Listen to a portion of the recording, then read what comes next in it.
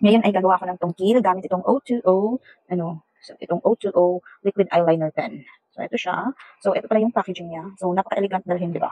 So, para ka talagang princess na nagbibit-bit ng mga golden na bagay na something. So, ganoon. So, let's open. So, yan. So, gagawin ko muna yung left ko. Kasi dito ako makikibagay.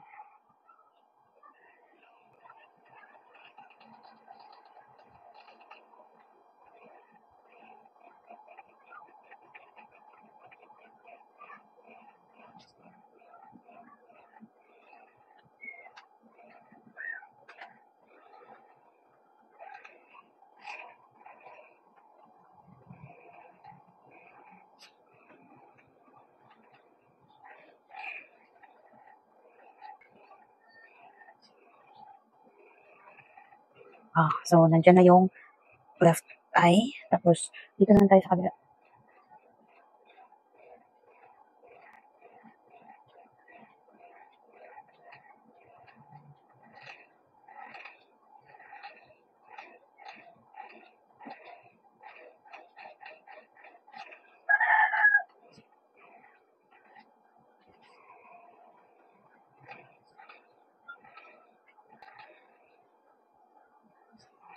So, ayan na.